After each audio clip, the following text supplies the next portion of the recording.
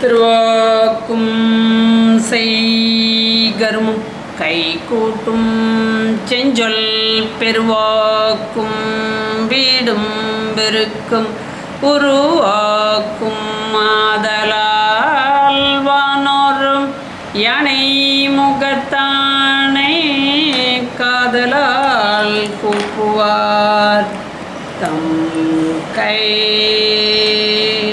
துன்பமதை துளைத்தருளும் குருவே போற்றி. குரு மகா சன்னிதானத்துக்கும் எஜமானர் குருவுக்கும் எனது நமஸ்காரம். தர்மபுரம் ஆதீனம்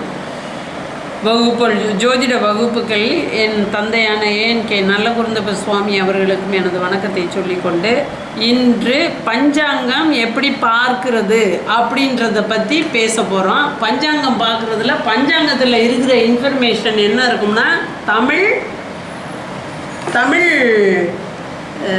தமிழ் மாதம் அதோடைய தேதி இருக்கும். காலத்தில் பஞ்சாங்கம் ஒரு காலமாக வரையப்பட்டு அதில் எழுதப்பட்டிருக்கும். காலத்தில் மாதத்தோடைய பெயர் இருக்கும். ரெண்டாம் காலத்தில் ஆங்கில வருஷத்தோடைய பெயர் இருக்கும். மூணாம் காலத்தில் வாரம்னா ஞாயிற்றுக்கிழமை, திங்கக்கிழமை, செவ்வாய்க்கிழமை, புதன்கிழமைன்னு வாரத்தோடைய பெயர் இருக்கும். இந்த தமிழ் மாதன்றது சித்திரை, வைகாசி, ஆணி, ஆடி எந்த பஞ்சாங்கத்தை நம்ம பார்த்துக்கிட்டு இருக்கோம், எந்த மாதத்தில் பார்த்துக்கிட்டு இருக்கோம்னு இருப்போம். அதுக்கு மேலே ஹெட்டிங்கில் என்ன கொடுத்துருக்கோம், குரோதன வருஷம். அடுத்து 2024-25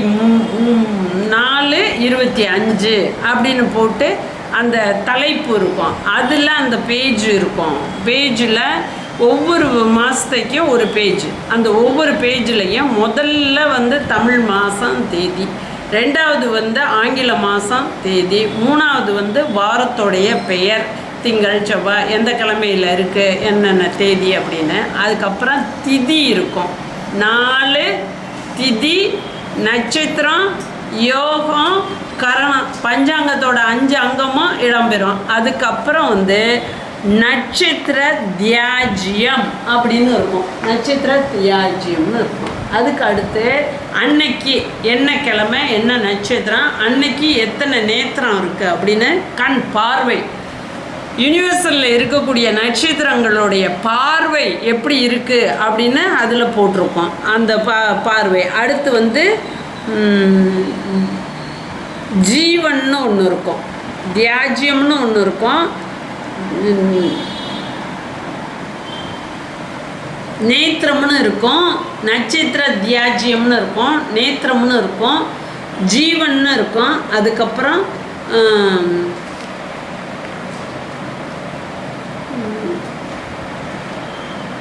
ஜீவன் இருக்கும்.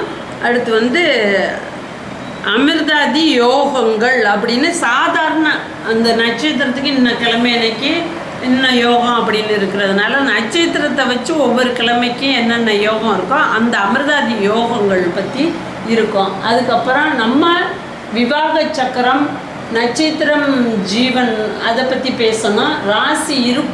ராசி இருப்புனாக்க வைகாசி மாதம். இந்த வைகாசி மாதத்தில் 1ஆம் தேதி அன்னைக்கு ராசியோடைய இருப்பு எவ்வளோ இருக்குது அப்படின்னு போட்டிருக்கோம். அதே போல் 2ஆம் தேதி எவ்வளோ இருக்கும், 15ஆம் தேதி. இப்போ 5:40 நாழிகைன்னு போட்டிருந்துச்சுன்னா 5 நாழிகை 40 வினாடி. அதில் ஒவ்வொரு நாளும் ஒவ்வொரு வினாடி கழிஞ்சிக்கிட்டே வரும். அப்போ 30 பாகங்களாக அது கழிஞ்சாதான் அந்த சூரியன் அப்படியே ஷிஃப்ட் ஆகி போயிட்டே இருக்கார். அப்போ கொஞ்சம் கொஞ்சமாக தாண்டி போகிறாருன்னு அர்த்தம். போகையில் எதிர இருக்கிற காலம் இந்த ராசியில் இருப்பு போய் முடிஞ்ச 60 நாளிகை முடிகிறதுக்கு முன்னாடி இருக்கிறது. அந்த சூரியன் இருக்கிற நாளிகையிலேருந்து முன்னாடி இருக்கிறது அந்த சூரிய உதயத்துக்கு அப்புறம் வர்ற லக்னம். சூரியன் உதயத்துக்கு அப்புறமும் மட்டும் இல்லாமல் அந்த 5 நாளிகை 40 வினாடி ரிஷபராசி அப்படின்னு சொல்லி அதை பிரித்து அந்த வைகாசி மாதத்துக்கு போட்டிருந்தாங்கன்னா மாதம் 15ஆவது தேதியில் 2.5 நாளிகை ப்ளஸ் அந்த 40 வினாடி இருந்துச்சுல்ல, அந்த 2.5 நாளிகையில் 30, இந்த 40ல் 20, இது சேர்த்து பார்த்தோம்னா கிட்டத்தட்ட 270ன்னா 3 நாளிகை 10 வினாடி இருக்கிற மாதிரி இருக்கும். அதுதான் 15ஆம் தேதின்னு பேர். அப்போ மிச்சம் இருக்கிறது என்ன பண்ணுறது? இன்னும் கழிய வேண்டியது 3 நாளையே 10 வினாடி போட்டிருக்கு. முடிஞ்சது எங்கிட்ட இருக்குன்னாக்கா இந்த நாளிகையோடைய முன்னாடியே இருக்குது. அது அப்படி அந்த ஒரு பாகத்தில் 15ஆம் தேதி இதுன்னா இங்கே இருக்கிறது வந்து சூரியன் இங்கே இருக்கிறாருன்னா இங்கே இருக்கிறது 3 நாளிகை 10 வினாடி இங்கிட்டு போகணும்னா இங்கே வந்து அப்போ 5:40 சொன்னேன் இல்லையா? 5:40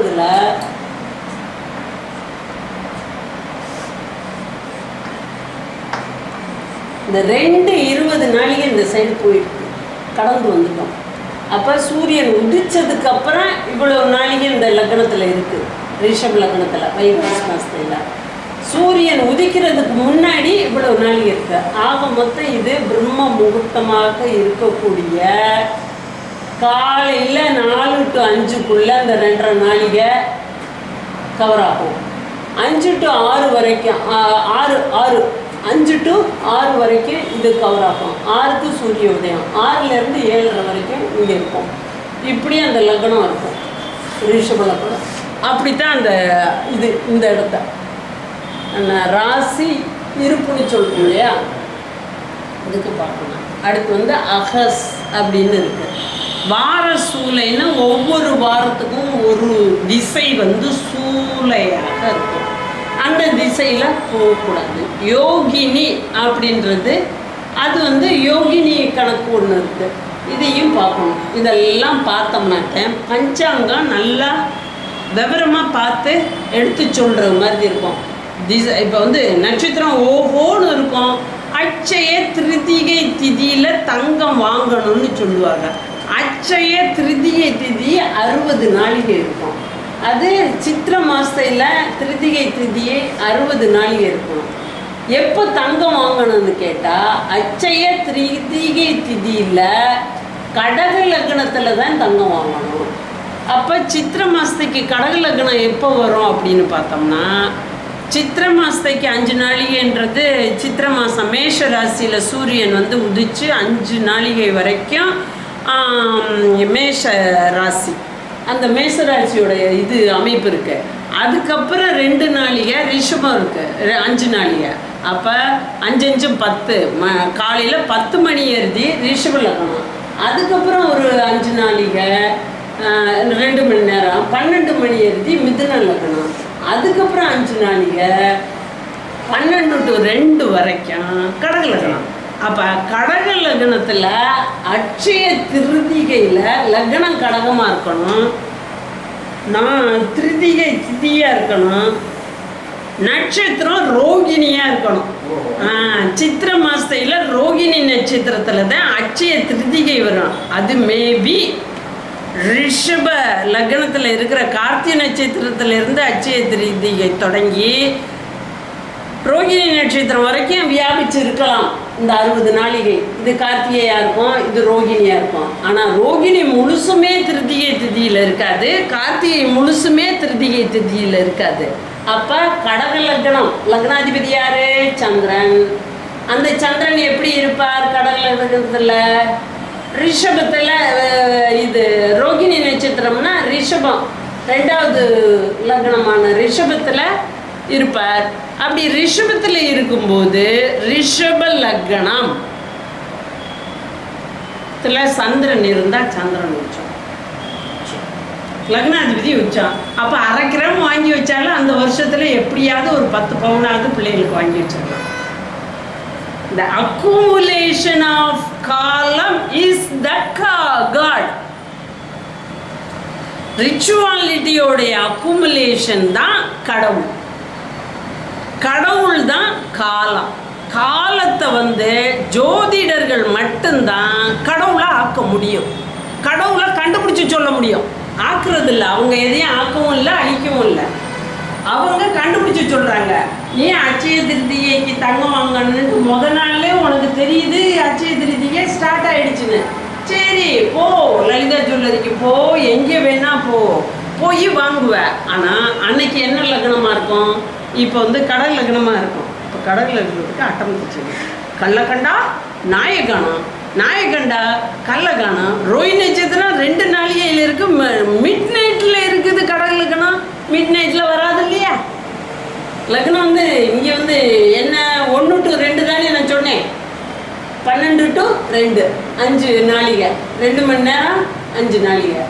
இந்த இடத்துல தான் கடல் லக்னம் வரும். ரோஹிணி நட்சத்திரம் நைட்டில் இருந்துச்சுன்னா இந்த பார்டரில் அது வந்து முடிய போகிறது மாதிரி தான் இருந்தா நம்ம போய் நின்றுக்கிட்டே இருப்பான். அவள் 5க்கு சாப்பிட போயிருப்பா. சாப்பிட போயிருந்தான்னா அந்த கடல் லக்னத்தோட அட்சய திருதியோட ரோஹிணி நட்சத்திரம் வரல. அப்போ அட்சய திருதிகை அந்த அட்சய பாத்திர மாட்டம் பெறுகிறதுக்கு அந்த ஸ்பாட் வந்து முனைப்பாக இருக்கணும். கடவுள் எங்கே இருக்கிறாருன்னு கண்டுபிடிக்கணும். சித்திர மாசத்துல வாஸ்து விழிப்புன்னு சொல்லிட்டு வாஸ்து விழிப்பை வந்து சாயங்காலம் போய் கொண்டாட முடியாது. என்ன நாளிகை விழிச்சிருக்குன்னு போட்டிருக்கோ அந்த நேரத்தில் தான் அதை கொண்டாடணும். அப்படி பார்க்கும்போது அப்பாவுக்கு பாவம் என்ன பண்ணுவார், ரொம்ப வயசானவர். தம்பி என்ன பண்ணிச்சு, லோன் சாங்ஷன் ஆகிடுச்சு. எனக்கு வீடு கட்டவும் நான் லோன் போட போகிறேன், எனக்கு அந்த வீடு முடிஞ்சிடணும் அப்படின்னு சொல்லிட்டு நைஸாக அது ஒரு இது பண்ணாக்கா அந்த வாஸ்து விழிப்பு நேரத்தில் அந்த மாதத்தில் எந்த சைடில் எப்படி படுத்திருப்பாருன்னு பார்க்கணும். வாஸ்து புருஷன் அவர் படுத்திருக்கிற நேரத்தில் எந்த இடத்துல தலை வச்சு படுத்திருக்காரு, எந்த இடத்த நம்ம ஸ்பாட் பண்ணணும் அப்படின்னு நம்ம கேட்குறோம். அப்படி பார்க்கும்போது ஒரு 4:30 மணிக்குள்ளே ஏர்லி மார்னிங் ஒரு மச்சேந்திரத்தை அந்த பிளாட்டில் போட்டுருங்க அப்படின்னு சொல்லி சரின்னு போய் பிளாட்டில் போட்டோமா. போட்டதை அதுவும் எங்கள் அண்ணன் சொல்லிச்சு, இதெல்லாம் திருத்தி கட்டுறது ரொம்ப சிக்கல் அண்ணா நகரில். நான் பாடு பூஜை போட்டுட்டு வந்துட்டேன். எனக்கு பூஜைன்னா இந்த ஸ்பாஞ்ச் மாதிரி ஒரு செருப்பு, அது வந்து ஒரு 3 இன்ச்சு உயரமாக இருக்கும். அது தரையில் கால் வச்சா மேடு பள்ளத்தில் என்னை கவுத்து விடுது. நான் எப்படியோ முண்டி அடிச்சுக்கிட்டு எந்திரிச்சு அந்த பூசணிக்காய் வெட்டுறது, அந்த பழங்களை உடச்சி போடுறது, அந்த இது வாஸ்து புருஷனை இது பண்ணுறது, அந்த குழிக்குள்ளே நவதானியங்களை போட்டு அதை சுழட்டி விடுறது எல்லாம் பண்ணி அந்த மச்சேந்திரத்தை கொண்டு போய் பிரதிஷ்டை பண்ணிட்டு வந்துட்டோம்.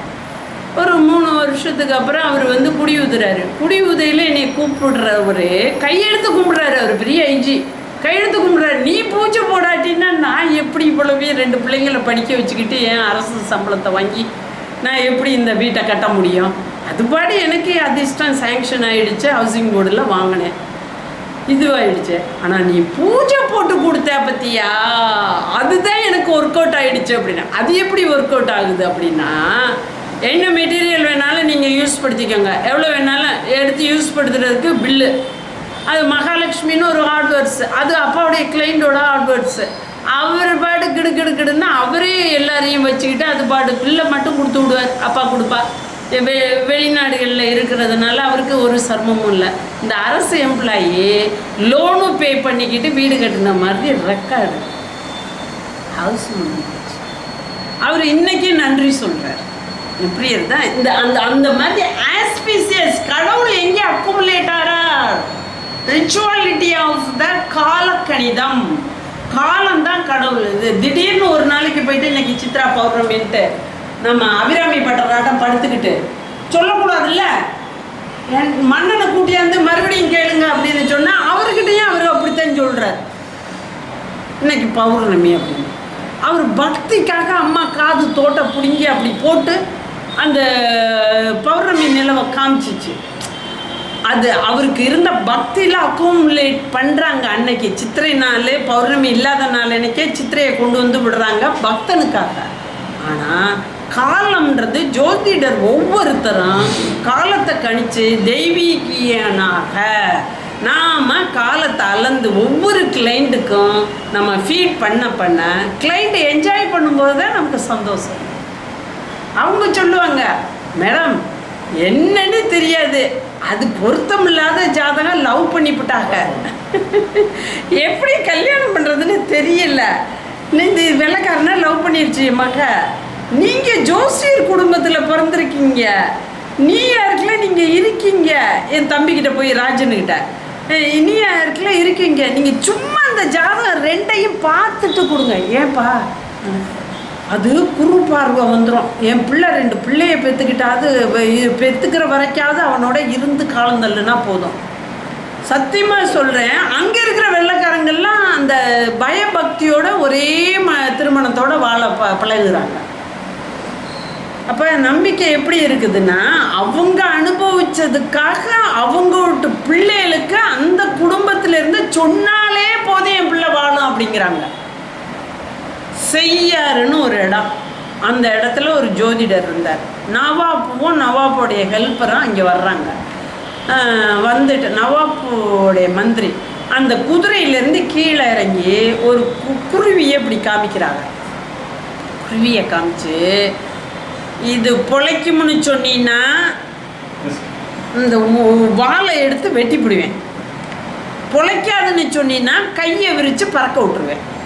உன் ஜோசியத்தை பொய்ன்னு சொல்கிறதுக்காக வந்திருக்கேன் ஐயா, சொல்லு இப்போ இது பொழைக்குமா சாகுமா அப்படின்னு.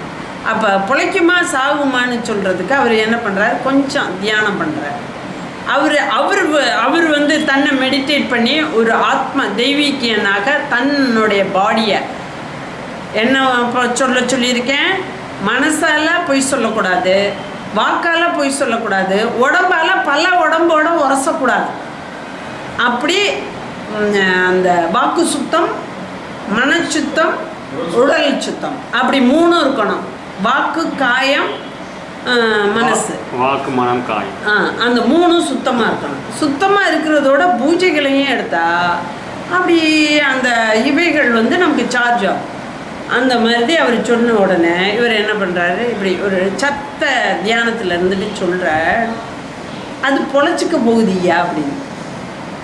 அப்படியா சொல்லிவிட்ட, இந்த பார் குறுங்கத்தி நல்லா தீட்டி பள்ளன்னு இருக்குது, இந்த குருவி இங்கே இருக்குது, இதை பார் இது இங்கே இருக்குது, இது இப்படி இவரை பார்க்குது, அவரை பார்க்குது, இங்கே பார்க்குது, இப்படி இருக்குது.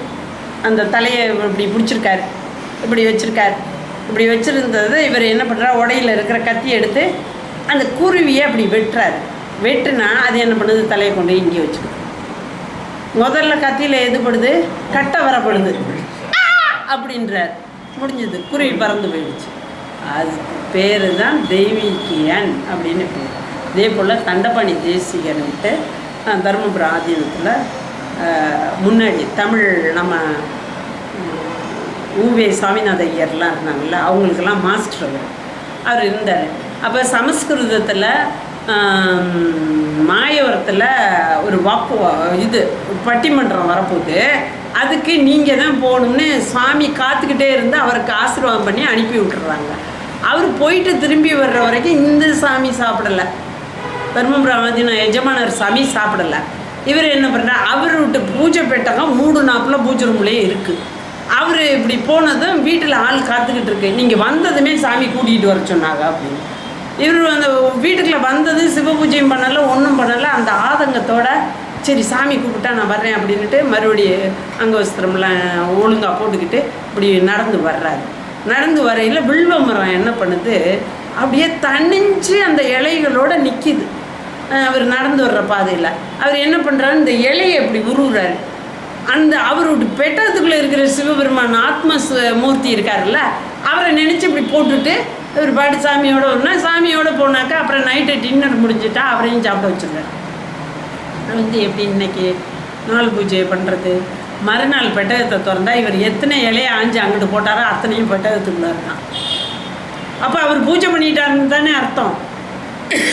கிருபானந்த வாரியார் சொல்லுவார், மலேசியாவில் இருக்கையில் அந்த இது பண்ண இல்லை, அவர் நல்லா பேசுவார். அவர் சொல்லுவார், ஃப்ளைட்டில் உட்காந்துட்டா எங்கே நம்ம குளிச்சுட்டு பூஜை பண்ணுறது, விபூதியெல்லாம் பிரோச்சனம் பண்ணிக்க வேண்டியது தான்.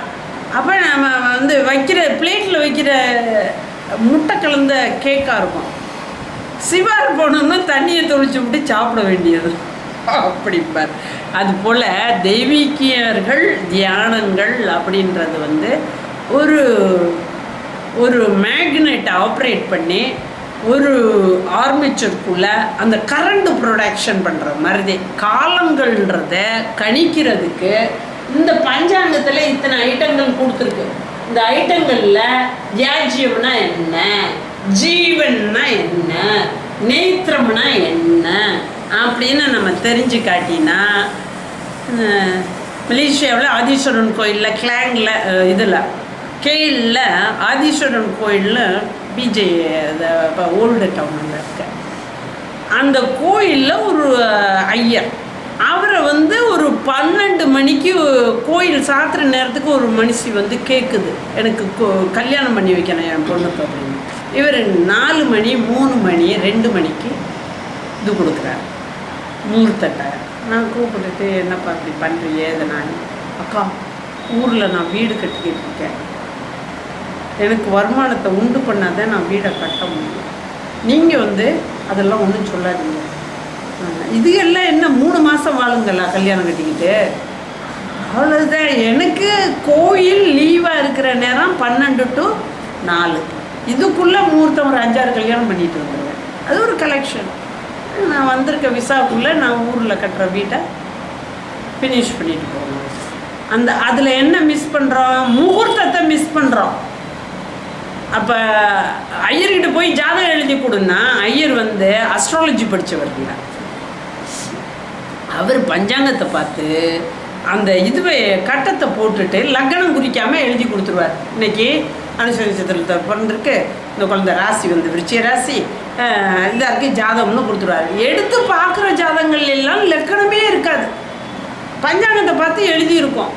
5ஆம் தேதி வந்து சுக்கிரன் வந்து கன்னிக்கு வர்றாருன்னு போட்டிருக்கோம், குழந்தை 6ஆம் தேதி பிறந்திருக்கோம். கன்னியிலாம் சுக்கிரனை எழுதணும், பஞ்சாங்கத்தில் சிம்மத்தில் இருக்கும், அதையே அப்படியே எழுத கொடுத்தப்பட்டிருக்கோம். ஆக தெர் இஸ் அசம்பிளிங் ஆஃப் ஹாரோஸ்கோப்பில் வந்து அந்த போஸ்டிங் பண்ணுறது வந்து மிஸ்ஸிங் ஆகுது. மிஸ்ஸிங் ஆகிறதுனால அது ஆயுஸ் முழுக்க ஜாதகத்தை நம்பாது, அப்புறம் தீக்காதான் ஃபார்ம் ஆகும். கடவுள் இல்லை, அது இல்லை, இது இல்லைன்னு எங்கேடா இந்த பூனையை குறுக்க போய் சொல்லிட்டு நம்ம பிரயாணம் எடுப்போம்ப்பா அப்படின்லாம் விகண்டவாதம் பண்ணுறாங்கல்ல. எல்லாத்துக்குமே இருக்குது. ஊறுகாய் செட்டிக்குள்ளே குபேரன் இருப்பார்னு சொல்கிறாங்க. அதே போல் அந்த கல் சட்டியில் உரைய வச்ச தயிரில் இருக்கிற டேஸ்ட்டு சில்வர் சட்டியில் உரைய வைக்கிற தயிரில் இருக்காது. அப்போ டெம்பரேச்சர் டு டெம்பரேச்சர் இதெல்லாம் மாறுது. அப்போ பஞ்சாங்கத்தில் இங்கே கொடுத்துருக்க விஷயாதிகளை நம்ம நோக்கணும் கரெக்டாக. இது வந்து சூளம் வந்து போடுவாங்க, திங்கக்கிழமை கிழக்க சூளம், செவ்வாய்க்கிழமை இது மாதிரி ஒவ்வொரு வாரங்களையும் சூளம் போடுவாங்க. அன்னைக்கு மக கூப்பிடுதுன்னு வேகமாக பேக்கை ரெடி பண்ணிக்கிட்டு மக வீட்டுக்கு போனால் அங்கே மகளுடைய மாமனார் உட்காந்துக்கிட்டு இருப்பார் நமக்கு போட்டில்.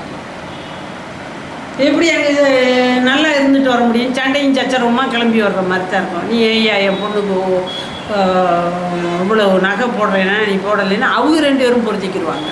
அந்த சூலம் பார்த்து நம்ம போனோம்னா பிரயாணங்களுக்கு சூலம் வார சூலம் பயன்படும். யோகினின்றது நல்ல யோகினியா, இது இந்த சோர யோகினின்னு ஒன்று இருக்குது.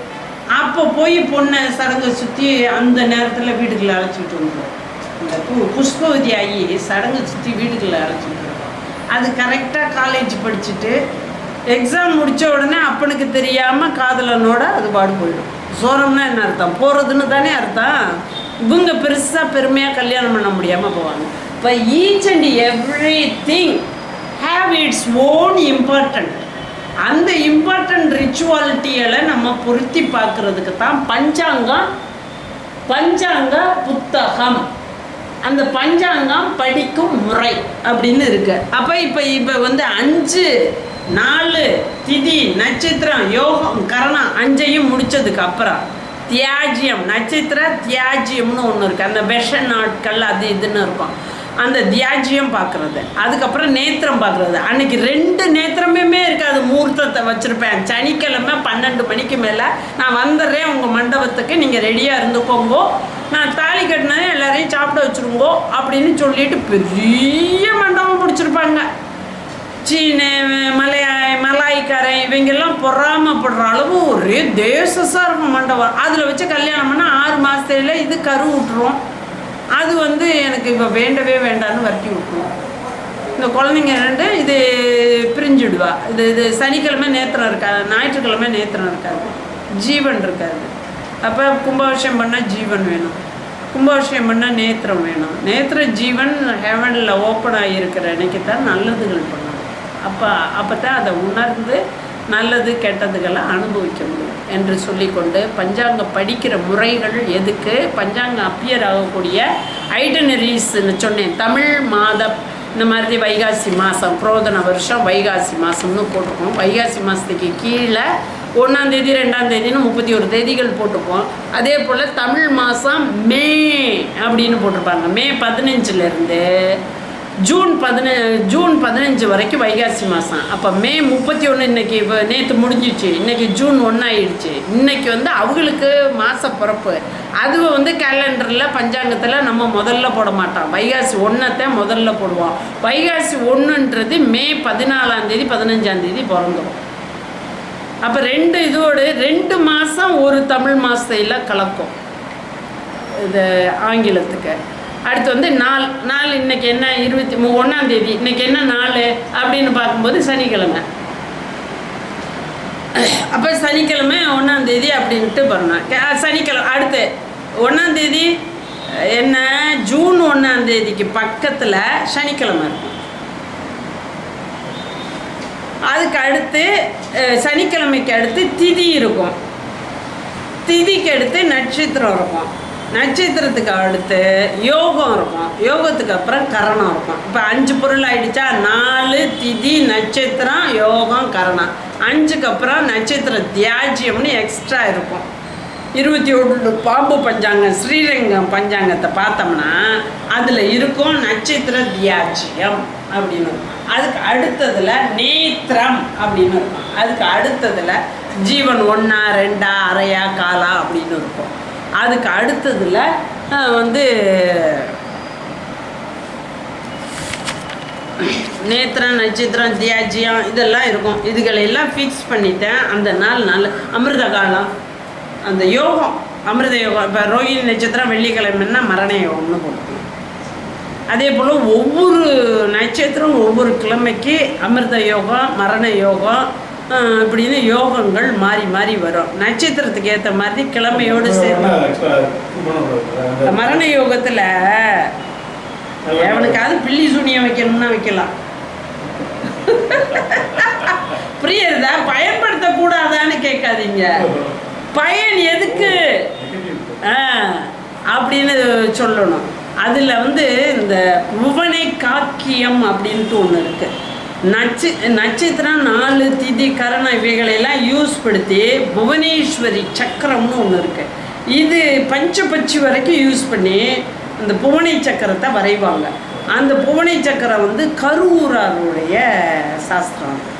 அதில் வந்து வேறு என்னைக்கு பிடுங்கணும், அதுக்கு எப்படி பூஜை பண்ணணும், என்ன மந்திரம் சொல்லி பூஜை பண்ணணும், நீலகண்ட மந்திரம் சொல்லணுமா மகேஸ்வர மந்திரம் சொல்லணுமா, அப்போ சிவனில் 5 பேர் வர்றாங்கல்ல 8 பேர் வர்றாங்கல்ல, அதில் எந்த மந்திரத்துக்கு எந்த ரிச்சுவல் அப்படின்னு, குழந்தை வேணும்னா அதுக்கு ஒன்று, விவேசனம் பண்ணணும்னா அதுக்கு ஒன்று.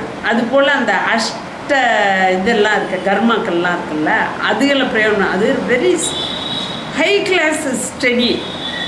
9 கோடு குறுக்கையும் நெடுக்கையும் போட்டுட்டோம்னா 64 கட்டங்கள் கிடைக்கும். 64 கட்டத்தில் நடுவில் 4 கட்டம் மட்டும்தான் பிரம்ம இருக்கக்கூடிய இடம். அது மாதிரி கட்டித்தான் செட்டிநாடு வீடுகள். அந்த பிரம்ம இடங்கள் பேய்கள் அலையக்கூடியது, ஆத்மாக்கள் அலையக்கூடிய இடம். அந்த இடத்த ஃப்ரீயாக விட்டுருப்பாங்க. மழை பெஞ்சால் அப்படியே தண்ணி கொட்டும். நம்மளுக்கு 6 மாதத்துக்கே அண்டாக்களில் பிடிச்சி வச்சுருவோம். எங்கள் வீடுகள்லாம் பிடிச்சி வச்சாங்கன்னா அது அருவியாட்டம் கொட்டும். நம்ம பாடி நம்ம வாழக்கூடிய ஏரியாக்களில் வடக்கு பக்கத்தில் ஆண் மக்களுக்கு ரூம்களை போட்டு கொடுப்போம், தெற்கு பக்கத்தில் பெண் மக்களுக்கு ரூமை கொடுப்போம். முதல் முகப்பில் வந்து செடி கொடி அதெல்லாம் வச்சுருப்போம். 2வது பத்தியில் செருப்பு இதுக்காக கழட்டி விடுவோம். 3வது பத்தியில் ஃபேனை போட்டு இந்த வெளியூர்கள்லேருந்து வர்ற ஜனங்கள் தங்குறதுக்கு விட்டுருப்போம். மெயினை திறந்துட்டு போனால் உள்ளே ஒரு ஹால் இருக்கும். உள்ளே ஒரு ஹாலில் நம்மளுக்கு வேண்டப்பட்டவங்க உறவினர்கள் வந்திருந்தாங்கன்னா லைட்டை போட்டு ஃபேனை போட்டு இதெல்லாம் போட்டு ஜம்கெல்லாம் வைப்பேன். அதுக்கப்புறம் அந்த சுத்துக்கட்டு வீடுன்ற மாதிரி அந்த சுத்துக்கட்டு வீடு இருக்கும். சுத்துக்கட்டு வீட்டில் இந்த சைடு பெண்கள் வாழக்கூடிய ஏரியா, இந்த சைடு ஆண்கள் வாழக்கூடிய ஏரியா, 2 பக்கங்களும் ரூம் இருக்கும். அப்படியே தாண்டி ஒரு 5-6 ரூமை தாண்டி அங்கிட்டு போனோம்னா ஒரு பத்தி இருக்கும். அந்த பத்தியில் கரெக்டாக தென்கிழக்கு சைடில் அடுப்படியோட அது ஒரு இது இருக்கும். இந்த சைடு ஸ்டோர் ரூம் மட்டும் இருக்கும். அடுத்து 2 படி இறங்கி போனோம்னா ஆடு மாடுகள்லாம் வைக்கிறதுக்கு ஒரு கதவை ஓப்பன் பண்ணிக்கிட்டு சைடு நம்ம வீட்டோடைய சைடு ஃபுல்லாக கோசாலை இருக்கிற மாதிரி இருக்கும், கிணறு இருக்கும். வடக்கும் கிழக்கும் சந்திக்கக்கூடிய இடத்துல இந்த கர்னல் அப்படின்னு மூளையிலேருந்து கோடு போட்டோம்னா ஒன்று அந்த கிணறு கிழக்கு பக்கம் வர்ணதிக்கில் ஒதுங்கணும், இல்லாட்டினா குபேர பக்கம் ஒதுங்கணும். அந்த குறுக்கு கோட்டுக்குள்ளே வரக்கூடாது. அப்படி அமைஞ்சிருச்சுன்னா அந்த வீடு தண்ணியோட எல்லா வசதிகளோடையும் சௌகரியமாக இருக்கும். பின்னாடி ஒரு கேட் இருக்கும், மாடுகள் வந்து போகிறது, இது வீட்டுக்குள்ளே சமைக்க பொருள்களை வாங்கிட்டு வர இதுக்கெல்லாம் பின் கதவை யூஸ் படுத்துவாங்க. முன் கதவில் சொந்தக்காரங்க வரவேற்க. அது மாதிரி இந்த 64 கட்டங்களில் ஒவ்வொரு கட்டமும் ஒவ்வொரு இம்பார்ட்டன்ட் உள்ளது. இப்போ இதுதான் பஞ்சாங்கம். இந்த பஞ்சாங்கத்தை வந்து ரிச்சுவாலிட்டி ஆஃப் காடை பிடிக்கிற ரிச்சுவாலிட்டி அதுக்குள்ளே இருக்குது.